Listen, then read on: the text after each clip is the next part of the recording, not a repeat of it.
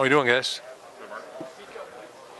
Okay, here we go. Mark, I was curious, last week you guys made the announcement of hiring Sheldon White.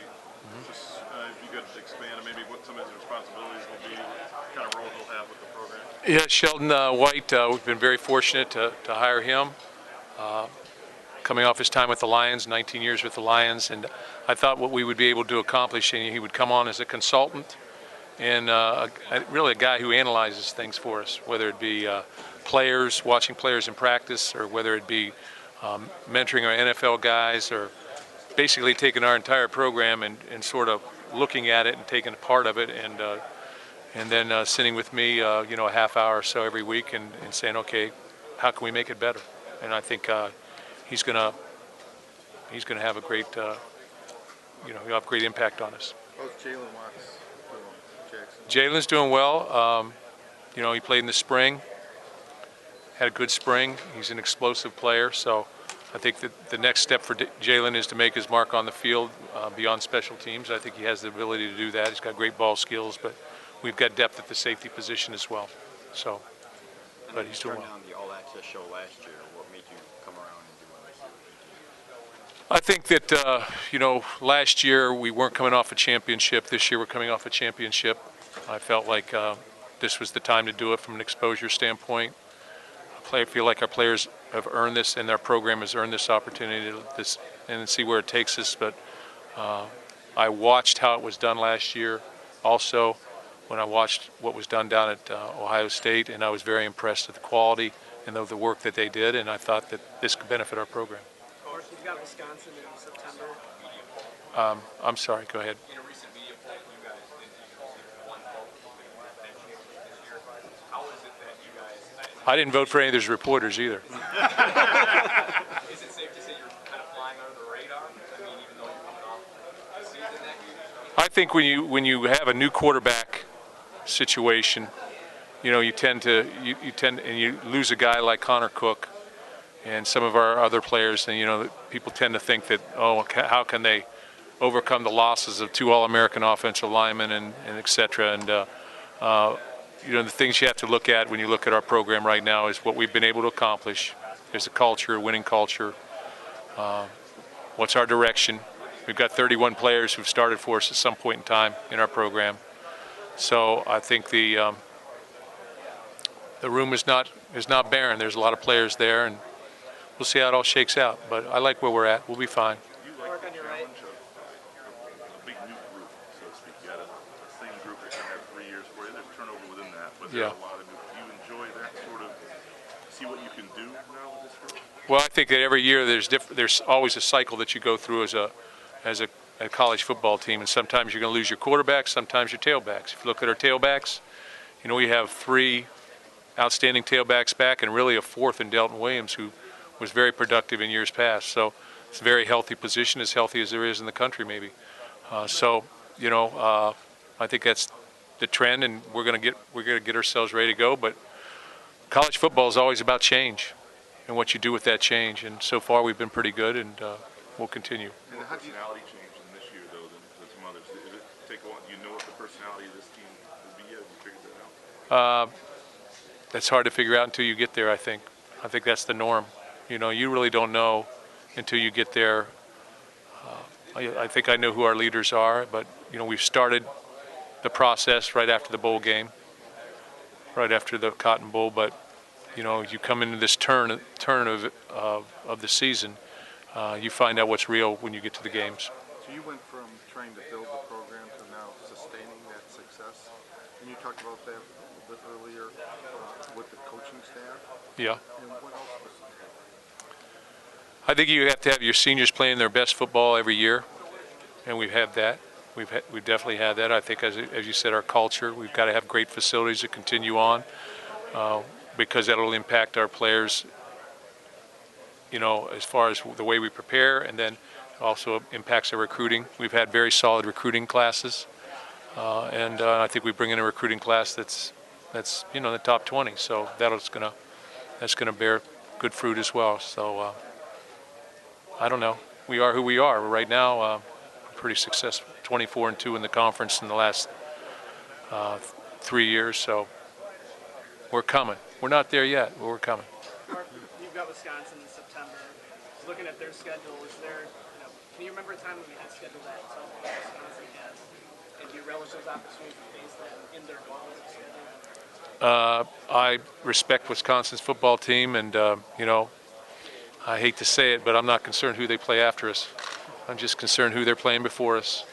And they've got LSU and stuff, but they'll come to East Lansing. It'll be a great opponent. Good football team, well coached. A lot of respect for Paul Christ.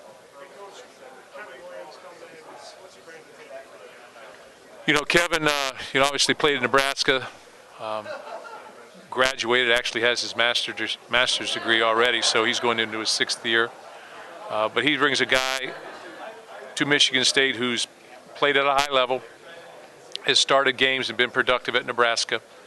And he's a guy that you don't have to teach him what a 3 technique is or what a particular stunt is and a stance. He knows how to line up and play. And so I think he brings a set of experience to us, and he has high goals and high dreams as well. So we're going to see how he plays right out the gate. Coach, what about R.J. Shelton? A lot of people call him underrated, but I'm sure you think highly of him. No, I think RJ's an outstanding football player. He can play corner for us. He can play tailback for us. He can play wide receiver for us in the slot or out on the outside. So he's a very versatile performer, kick returner, punt returner. And he's been playing. There's not too many guys that play as true freshmen, especially when you go 13-1 like we did in 2013. So, and he was a very active member of our offense and makes big plays. This morning you said about being born on 3rd now, some of your younger players. That's a different deal than you've had at any other point. And how do you combat that, or how do you coach that differently? Well, I think that they have to understand what you try and do is you keep talking to the players who've been there throughout the process and try and make illustrations, but they don't know until they get there. They don't understand that, when you put your hand down on the field on game day, it's a little harder than it is in practice. Now we've worked, they've got great ability, but they need to do on game day. And so we've got some positions, some young players in certain positions that they've never experienced defeat, not very often. And so we're not looking for defeat, but they need to understand that goes along with everything else, and they need to be ready to play and play hard. Was 2012 in some ways healthy for the group that followed? And is that, you don't ever want that? Well, you don't ever want, I don't think you ever want that, but I do think at times you need to, just like in the fields, you got to pull the weeds at some times. You're going to have tough times at some times, and you got to be able to use that to your advantage and become more credible as leaders, performers. Understand that there is another side to this too, and you got to recognize that aspect too. But we want our players confident. What did you learn from that season? Well, we lost 5 games by a total of 13 points, or we'd have another 10-win season. So what you need to understand is that you got to be able to finish the games at the end of the games and be confident about making plays at the end of the game. And if you look at this season, it was exactly the opposite. I know that we won 3 at the end of the game on virtually the last play of the game. So you've got to be able to make plays down in crunch time, and that's a part of it. But before you do that, sometimes you're going to not succeed. And I think 2012 was one of those type of years where we just, we were winning the football game and we lost the game in double overtime. We lost another game tight. And, there were a lot of tight games. What did you learn about managing quarterbacks from that year? These guys have a lot more experience than Andrew did coming into the day. What did you learn from that? I think what I learned about that as a head football coach is don't anoint somebody and put the pressure all on one individual, because then this all comes on one individual. And I want it to be spread over the position group as a whole, and then allow that individual within that group to come forward and play. And I think that, now I don't know that we could have prevented that because Andrew was the guy, clearly, but I think that Andrew Maxwell had an enormous amount of pressure on him in 2012. He had some drop balls. Our receivers were young, and he had some drop balls, and I think everything manifested itself, and it was very difficult for him, and I think that's hard. So That's why I said this is going to be on our position as a group, and then we'll play our way out of it. There's a real good chance that, you, Ohio State, Michigan could all start in the top 10. So does it seem like the stakes within the division have been raised every year? I think that it's a very strong division, very strong conference as a whole, and very competitive. So I don't care if they're ranked in the top 10 or we aren't anyway. It's still going to be very competitive, and you embrace that. You get ready to go. Coach, could you talk about Mr. Sadler's person and kind of how the team responded? Well, our team is off this week, so it really impacts our senior group and our juniors, who were freshmen when he was there. But Mike was a guy, as much as anything, it impacts our staff because our staff knew him so well. We've had very little turnover, and not just our staff, but our academic staff, our training staff, our equipment staff, our strength staff. He was family to all those people. So it was very numbing yesterday at the office, yesterday morning. But knowing Mike, as I said earlier, he'd want us to move forward, and he'd want us to laugh again and honor him by doing what we do. And he was a Spartan, and he was a very competitive guy. I think what most people see him as a guy that made everybody laugh and very quick-witted and high academics, but extremely competitive guy on the football field and in the classroom. And he left us far too early.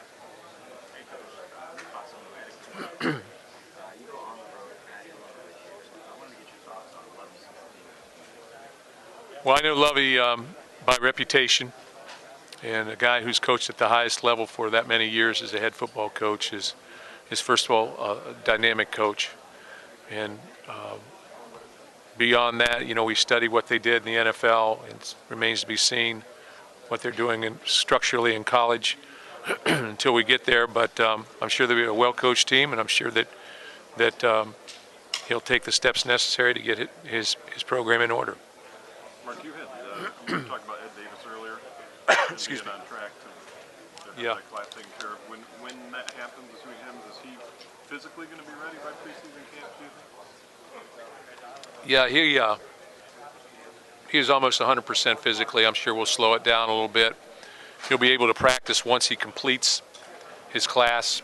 So by NCAA rule, he cannot participate early in camp until he completes that class. So it's going to be a number of days, but he'll be able to run and do the different things he needs to do. And he's played for us for 4 years, so that's not an issue, and he'll be ready to go. I think he's on track. You mentioned it's tough for a freshman to play. Do you have another freshman defensive tackle listed first? Raekwon Williams? Yeah, Raekwon is a very good player. I mean, he's an outstanding athlete, great basketball player. He's about 6'4", 310. Again, it'll be his first time out there, so it'll be exciting to watch him. But he has unlimited ability. He's from Chicago area. And so we're looking forward to him. And, our defensive line, will be young, but it's talented, very talented. Mark, We haven't mentioned about Gabe Sherrod yet. I'm sorry. We haven't mentioned about Gabe Sherrod yet. Yeah. What did you see? We looked for two people to fill out our, we lost two individuals earlier, as everybody knows. And so from a numbers perspective, we needed to try and get a defensive tackle and defensive end in here. And so we looked across the country. Gabe Sherrod is a guy that played wide receiver and quarterback in high school and then played wide receiver at Delaware State before he hit a growth spurt. He spent the last 2 years at defensive end, where he's about 6'4", 260, can really jump and run. And he looks like a player on the film, and he's a graduate, so he'll work on his master's. He's an excellent student, and from everything that I've seen, he's a guy that can solve issues and solve problems. So another guy with the maturity to be able to play at this level, I think. And so we're looking forward to him, see where he's at. He's got to come and compete. Mark, I What are noticed the factors that you're going to use to decide who's going to emerge in the quarterback situation? I think quarterback is about decision making, and it's about creating and making plays. So we'll look at that as we move forward in fall camp. But right now Tyler O'Connor probably is the lead guy, or is the lead guy. from a leadership standpoint, but the other guys are extremely talented. So at the end of it all, you got to play well in camp, and then you've got to play well early in the process. And again, I want the pressure to be on our quarterbacks, but it's about decision making, turnovers, getting us in the right play, creating with your feet or with your arm, and making quick, solid decisions and ball placement. I noticed that Dylan Chimera wasn't on the roster. Is he no longer with the program, or any update on? Dylan is taking a medical. I thought we announced that Dylan is a medical redshirt. He was had a concussion issues, and so I don't know whether it's earlier this summer or it was late May that he decided he will be with our program. He will be as a student coach, and he'll be valuable in that, and he'll be an asset to our football team. And he's going into his senior year. Excuse me if you've been asked this, but explain the addition of Sheldon White. You're not Sure. the first team to add a guy like that from the pros. Well, I saw, Sheldon wanted, he was with the Lions for 19 years. We had recruited an individual who was close to him. I guess I can say that. Yeah, I don't know. And His wife was close to him. so, I knew he wanted. The information came available that he was interested in staying involved in football for this particular season. And whether he remains in college or whether he goes back to the NFL is in question. But I saw an opportunity to get somebody involved from a higher level that could be a consultant, could be a guy who could analyze various things in our program, could be an asset, a role model for us, impact our players, give us an NFL perspective on things, from a NFL standpoint of how they do things to how they evaluate personnel to evaluating our personnel, and all the things that the contacts that he has in the NFL. So I think it was a win situation for us, certainly, and a win situation for him, hopefully, to get him involved in our program. So he started yesterday, and so he'll just be making his way through, but he'll add to our program. Is it the same evaluating, a college roster as an NFL roster? It's pretty much the same thing. You're looking at talent. You're looking at talent, and you're looking at the total person and the total package. And I just know that where we're at right now, if you're playing for Michigan State right now with the success that we've had, if you're a starter for us, you've got an opportunity to go play at the next level. So it all should fall in line. Is that the way the program keeps evolving, where you hired Curtis a few years ago, now you hire him, things that no one was doing a few years ago? With support from our administration, we've been able to do some creative things, and I think it's impacted our program in a positive way. And I go back to our staff. We've had our staff in place, and they've been tremendously successful, and our administration values that and has given us the tools and the resources to be able to keep them in place and to add other outstanding individuals. Mark, in the spring, right behind you, several of your coaches, I'm sorry, so I couldn't hear, I'm sorry. Okay. Several of your coaches and players talked about Lewerke, how well he played, and I asked Brad Salem after the spring, is this a situation where Cook, coming into his redshirt freshman year, didn't have on-field reps to prove it, but certainly you could see the shining star, and he agreed. Is that how you would maybe equate him? I think last year when Connor got hurt and he was unable to take reps, Brian Lewerke got the reps as a 3. Also that week, Damian Terry had injured his ankle in the same game that Connor went down, so he essentially took all the reps at number 2. So his performance started to increase at that point in time, and he gained valuable experience. I thought it felt like in the spring he took another step forward, especially early in the spring, leveled off a little bit, but took another step early in the spring, and I think he's got a great deal of ability, and he's a very quick study, and he's got a great arm. So again, what I've seen from all 4 of our quarterbacks gives me a great indication that that position, although we're going to miss Connor, that position is in great health and as strong as it's been, top to bottom. Mark, I'm sorry if you addressed this, but did you get a chance to talk to James Franklin about the negative comments that were brought up? No. Do you intend to try to talk to him about it? No, I just answered a question in there. No big deal. Mark, have all your signees enrolled for fall, or is anybody going to be able to meet? I think everybody will be here. Coach, did you request the name tag? Make sure there's no mishap. Next question. Speaking of your role, is Naquan Jones a guy that could factor in this year or not? Naquan could possibly factor in this year, but I think that, right now, to play as a true freshman, I mean, Raekwon Williams is an outstanding athlete, but it's tough to play inside as a true freshman. Malik was able to do it, but not many guys are able to do that just because of the enormous difference between being a high school athlete and a major college athlete inside defensive line or offensive line. What about the edge guys that came I think Austin Robertson and Josh King and Moofy Hunt, they have a chance. All three of those guys are athletic, and we'll see how they come into camp, though. Moofy had the opportunity to be in spring, so probably a little ahead. Coach, you guys have made so much progress in your tenure at this school. You guys have gotten the Big Ten championship, now you've gotten into college football playoffs. What do you feel like you guys have to do in order to take that next step and possibly win the national title? Yeah, there's not a lot of steps left, so we've got to just keep climbing, and I think that's the as difficult as it is when you get up there at that height. The competition is pretty fierce, as it is in the Big Ten. So I think the main thing we have to focus on is one game at a time, understand who we are, understand how we got to where we're at, and stay focused on the task at hand. And as simple as that sounds, sometimes it's very difficult to do if you start believing that maybe you're a little bit better than you are. So this is ground zero once again for us. Coach, what do you see as the pros and cons of the new schedule format switch to 9-game conference games? Well, obviously the pro is you play 5 at home, and the con is you play 4 at home.